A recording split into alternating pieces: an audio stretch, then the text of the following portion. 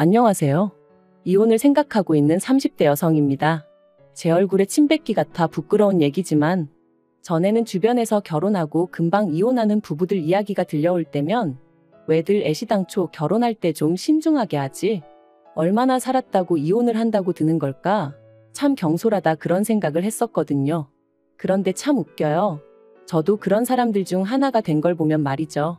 이래서 사람이 남의 일에 함부로 이러쿵저러쿵 하면 안 되나 싶기도 하고, 남편하고 이혼을 결심한 건 당연히 남편이 제일 문제지만 그래도 굳이 따지자면 시부모님 때문이라고 생각해요.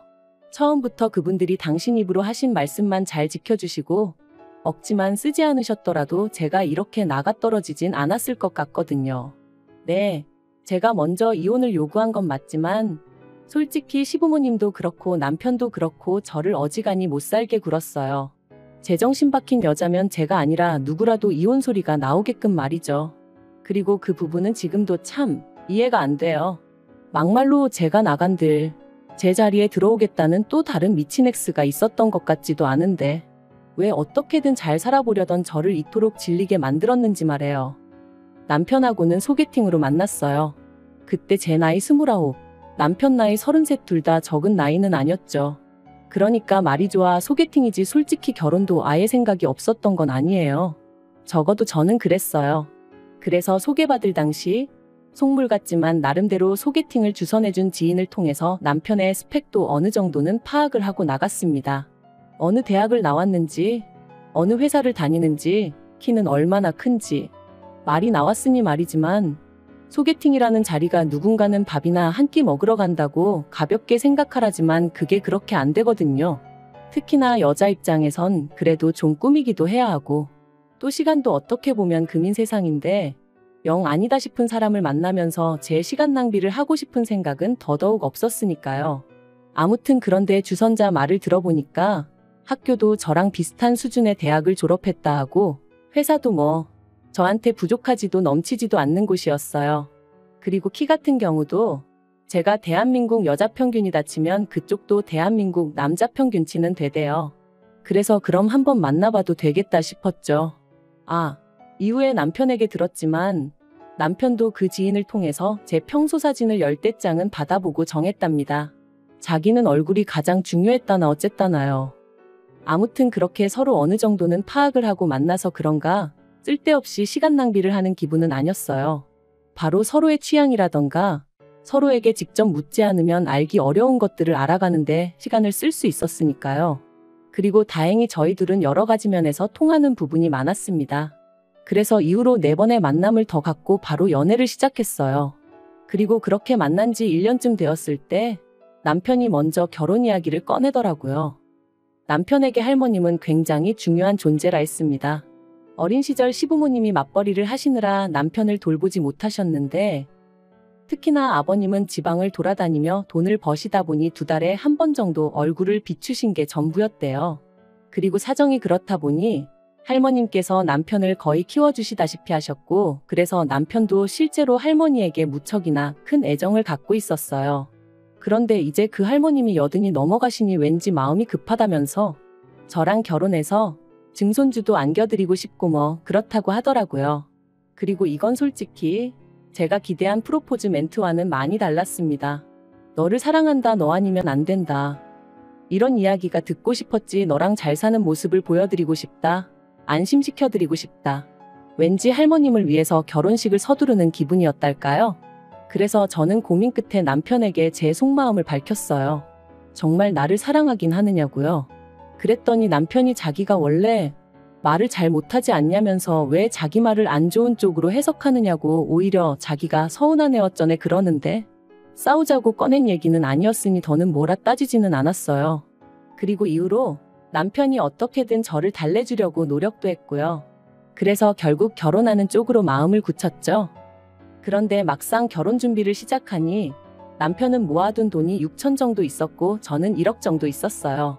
물론 남편은 차도 있긴 했지만 10년이나 된 경차라서 솔직히 재산으로 느껴지진 않았고요.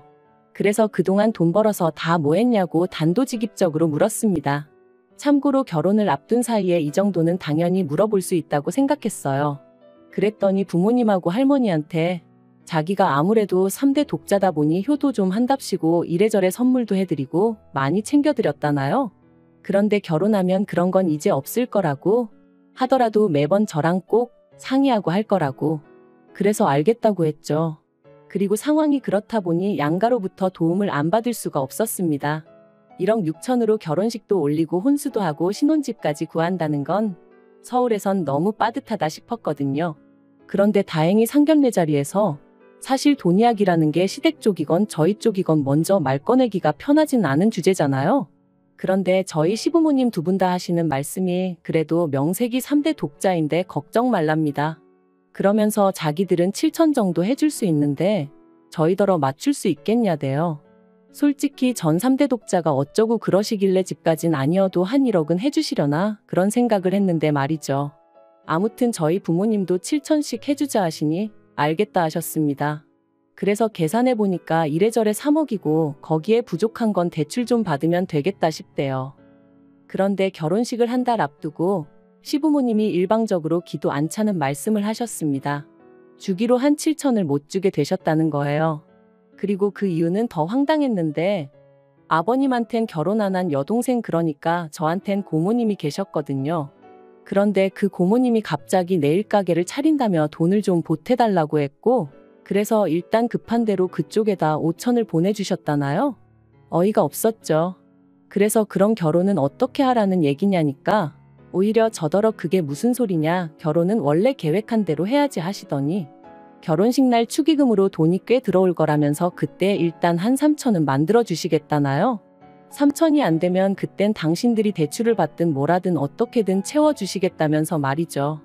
그래서 솔직히 마음 한구석에선 불안한 생각이 들었지만 그래도 파혼할 용기는 없었기에 어떻게든 시부모님의 그 약속을 믿어보자 생각하며 식을 올렸습니다. 하지만 결혼식 당일 식 다 마치고 축의금 정산하자 하니까 시부모님이 또다시 말을 바꾸셨어요. 그게 뭐가 그렇게 급하다고 그러냐면서 일단 신혼여행부터 다녀오고 그러면 그 사이에 당신들이 싹 정리해 놓겠다면서 말이죠. 그리고 이땐 솔직히 쎄한 마음을 감출 수가 없었습니다. 이러다 안 준다고 나오면 막말로 별 수 있나 싶기도 하고 그래도 뭐 따져 물을 새도 없이 일단은 신혼여행을 떠났죠. 그런데 신혼여행에서 돌아와 시댁에 갔는데 시부모님께서 먼저 돈 문제로 할 이야기가 있다며 말문을 여시더니 축의금이 생각보다 많이 안 들어왔다며 겨우 700만 원을 주셨습니다. 말 그대로 황당하기 그지없더라고요. 7천천만 원에서 2천만 원 주시더니 이제 700만 원. 솔직히 2,700만 원도 적은 돈은 아니었지만 계속 말이 달라졌던 탓에 화도 나고 속도 상했거든요. 그래서 남편에게 일을 어쩔 생각이냐니까 축의금이 안 들어와서 그렇다는데 어떡하란 말이냐며 저더러 제가 속상한 것보다 해주지 못하는 자기 부모님 속이 더 상하시지 않겠냐고 그러니까 일단은 알겠다 하고 좀 시간을 들이자는데 이래서 사람들이 남편을 남이 편이라고 하나 별의별 생각이 다 들더라니까요.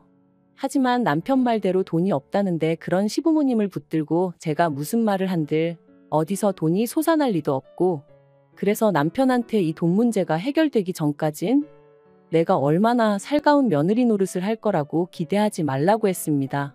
당신이야 당신 부모님이니 그러려니 하고 넘어갈 수 있을지 몰라도 내 입장에선 나뿐만 아니라 우리 부모님까지 괜히 농락당한 기분이고 그래서 기분이 너무 나쁘다고요. 그랬더니 남편도 뭐 탐탁치 않은 표정이긴 했지만 알겠다더군요. 그리고 이후로 시부모님과는 꽤나 대면대면한 상태로 몇 개월을 보냈습니다.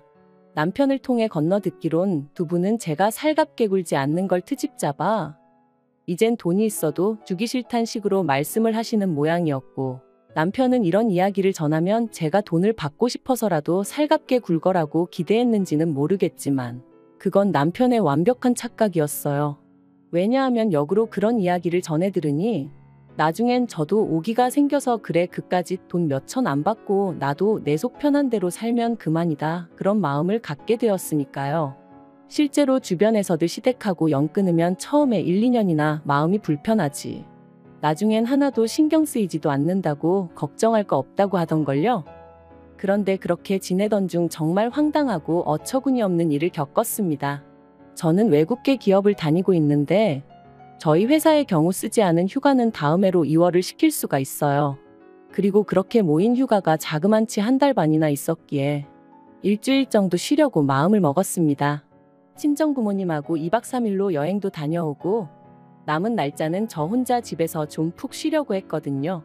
그런데 어이없게도 이런 제 계획과는 상관없이 남편이 제가 휴가라는 이야기를 시부모님께 전했고, 시부모님이 그럼 마침 잘 됐다면서 남편의 할머님을 저희 집으로 모시겠다고 통보를 해오시대요. 게다가 남편까지 할머님은 자기 부모님과 달리 저한테 뭐 실수하신 것도 없으니 잘해드릴 수 있지? 그러는데 어이가 없었죠. 그래서 나는 그렇게 못한다 했네요. 나랑 사전에 이야기가 된 것도 아니고 난 나름대로의 계획이 다 있으니까 할머님을 그렇게 모시고 싶으면 당신 휴가를 쓰던지 하라고, 나한테 이렇게 무턱대고 할머님을 맡기지 마라고 딱 잘라 거절을 했어요. 그랬더니 이제 시부모님도 남편도 난리가 났습니다. 편찮으신 분을 상대로 여기로 모시겠다 했다가 다시 저기로 가시라고 했다가 그게 무슨 짓이냐면서 말이죠. 제 입장에선 정말 억울해 미치겠기에 남편더러 그러니까 당신이 휴가를 내고 일주일 동안 할머님 곁에 있으라 했는데, 그러면 남편은 자기가 어떻게 휴가를 일주일이나 내냐면서 그럼 자기 잘린다는 소리나 하고 있고, 정말이지 계속 같은 이야기의 반복이었어요. 사실 제가 할머님과 있는 걸 극도로 거부감을 나타냈던 이유는 할머님이 치매도 있으신 데다가 저보다 키도 덩치도 크셨거든요. 그렇다 보니 엄살이 아니라 체력적으로 감당할 자신이 없었습니다. 실제로 어머님은 할머님한테 머리채도 잡아뜯기신 적도 있다고 했으니까요. 그런데도 이번만큼은 남편도 제 편이 아니었습니다. 서운하네 어쩌네. 그래서 결국 알겠다고 일단 친정 부모님과의 여행을 다녀오고 이후로 할머님과 어디를 모시고 가는 건 어렵겠지만 그래도 한 집에서 봐드리긴 하겠다. 그리고 이때만 하더라도 저는 시부모님이 지방에 일이 있어 가셔야 한다고 그래서 저한테 부탁하시는 줄 알았거든요. 그런데 이것도 어이없어요. 나중에 알고 보니까 두 분이 저한테 할머님을 맡겨놓고 두 분도 그동안 너무 힘들었다며 여행을 다녀오신 거 있죠. 아니 그런 이유라면 아들인 남편한테 말씀하셨어야지. 어떻게 상의도 없이 저한테 그러실 수가 있는 건지. 아무튼 그런 연유로 할머님과 함께 있었는데 문제는 아니나 다를까 첫날부터 할머니가 얼마나 저를 힘들게 하시던지요. 특히나 저희 집에 모시고 나서야 할머님이 혼자 거동 자체가 어려우시다는 걸 알게 되었습니다. 이때 살짝 어머님도 고생이 많으셨겠구나 그런 생각을 아닌 게 아니라 하긴 했고요. 그리고 3일째 되던 날 기어이 일이 벌어졌어요. 할머니가 부엌에 물들어가는 저를 냅다 밀치셨거든요. 그래서 제가 엉덩방아를 찍게 되었는데 그걸로 허리가 어떻게 된 건지 이후로 움직일 때마다 말 그대로 정말 허리가 뒤틀리는 것 같대요. 그러니 저도 모르게 몸을 사리게 되었고, 그러다 결국 이번엔 할머님이 화장실로 가시다 넘어지셨어요. 그런데 이 일을 알고는 남편이 말 그대로 쌩난리를 치더라고요. 어떻게 편찮으신 어른 한 분을 모시질 못해서 이 사단을 만드느냐면서. 제 입장에선 너무 서럽고 화도 났어요. 정작 제가 다쳤을 땐 나이도 젊으면서 엄살 부리지 말라 괜히 약한 척하는 거냐 그런 소리나 해댔거든요. 그래서 저 때와는 상반된 남편의 반응을 보니 얼마나 정이 떨어지던지. 그래서 그 길로 친정에 왔어요. 친정에 와서 곰곰이 생각해보는데 생각할수록 분한 거예요. 결혼식 때도 얼렁뚱땅 돈도 다 못 받고 식을 올렸는데 이제 제 휴가를 핑계로 할머님을 모셔다 놓더니 할머님 병세나 제 상황은 생각도 안 하고 그저 서운하다 괘씸하다만 해대는 게, 그래도 이때까지는 이혼 생각보다는 할머님은 다시 시부모님 댁으로 모시고 남편이 저에게 정식으로 사과하면 넘어갈 생각이었어요. 그런데 남편에게 빨리 시부모님더러 모시고 가시라 연락드리라니까 그렇게는 못한답니다. 며칠 계시는 동안 손자된 도리도 못했다면서 자기가 그렇게 못한다고 당분간 같이 지내면서 챙겨드려야겠다며 저더러 아직 휴가만이 남아있지 않냐고 회사에 그거 써야겠다고 하라는 거예요. 그리고는 저한테 이참에 할머님한테 좀 잘해드리고 정도 붙이라면서 자기한테는 뭐 세상 그 누구보다 소중한 분이라나요? 참나 그렇게 소중하면 당신이 곁에 있으라 했습니다. 나는 막말로 생판 남이나 다름없는데 나더러 치매 걸린 할머님을 어떻게 모시라는 거냐 못한다 했죠. 솔직히 까놓고 말해서 남편은 당연하고 시부모님하고도 제가 원만한 사이였으면 좋은 마음으로 노력해보겠다는 소리가 나왔을지도 모르죠. 하지만 그때 제 심정은 내가 왜 그렇게까지 해야 되지? 였어요. 그런데 남편은 계속해서 이건 말이 되네 안 되네. 그리고 저는 저대로 그런 남편을 보고 있으니 도끼가 오르더라고요. 그래서 친정에서 출퇴근해 가면서 그 사이에 집을 내놨습니다. 여담이지만 처음으로 남편이 결혼할 때 돈을 쥐꼬리만큼 들고 와서 다행이란 생각이 들었어요. 그래서 제가 제 명의로 집을 계약할 수 있었거든요. 아무튼 부동산에다가 금매로 내놓고 또 타이밍 좋게 사겠다는 사람이 나타나서 남편에게 집 팔았으니 그런 줄 알고 할머님 모시고 나가라 했습니다. 그랬더니 남편은 남편대로 자기 이제 회사 복귀해야 되는데 무슨 말도 안 되는 소리를 하냐면서. 알고 보니 남편은 제가 결국 체념하고 돌아와서 할머님을 모실 줄 알았던 모양이에요. 어이가 없었어요. 무슨 근거로 그런 착각을 하나 싶은 게. 그리고 그렇게 남편하고 대판 싸우고 결국 이혼 이야기가 아닌 게 아니라 나왔죠. 저처럼 계산적인 여자하고는 자기가 질려서 못 살겠다길래 나야말로 너나 너희 가족처럼 염치 없는 사람들하곤 두 번 다시 상종도 못하겠다 해가며. 어쨌든 또 하나 다행이었던 건 결혼 비용 문제로 마음이 많이 상했던 만큼 혼인신고는 미루고 있었거든요. 그래서 이혼하는 건 일도 아니었어요. 다만 남편이 자기가 결혼할 때 들고 온 돈을 고스란히 돌려달라길래 그걸로 또 한바탕 소란이 있긴 했었지만요. 남편은 저랑 헤어지고 자취방을 구한 듯했고 할머님은 시부모님 댁으로 가신 눈치예요. 남편이 저 때문에 할머님 건강만 악화되셨다며 책임을 묻겠다길래 그러라 했는데 뭐 아직까지 이후로 들려오는 소식은 없네요. 저희 헤어질 때 시부모님도 당연히 난리셨어요. 그까지 돈 몇천 때문에 그러냐며 저더러 밴댕이 소갈딱지라는 둥 아주 쪼잔한 애라는 둥 막말을 하셨는데 저라고 헤어지는 마당에 뭐 한다고 그런 소리를 듣고만 있었겠어요. 저도 그런 시부모님께 그렇게 말 바꾸고 거짓말하고 그러시지 말라고 사람이 아주 우스워 보인다고 그랬죠. 솔직히 윗사람한테 욕먹는 아랫사람보단 아랫사람한테 욕먹는 윗사람이 타격이 더 크잖아요. 그래서 전 좀 후련하더라고요. 아무튼 앞으로는 무슨 소식이 들려오든 궁금하지도 않고 그쪽 집안에 무슨 일이 생기건 쳐다도 안 보려고요. 생각해보면 돈 몇 푼 가지고 장난칠 때부터 알아봤어야 하는데 그래도 그놈의 정인지 사랑인지가 뭐라고 믿어보려고 한 제가 멍청했던 걸 누굴 탓하겠어요. 그냥 비싼 돈 내고 인생 수업 들은 셈 치렵니다.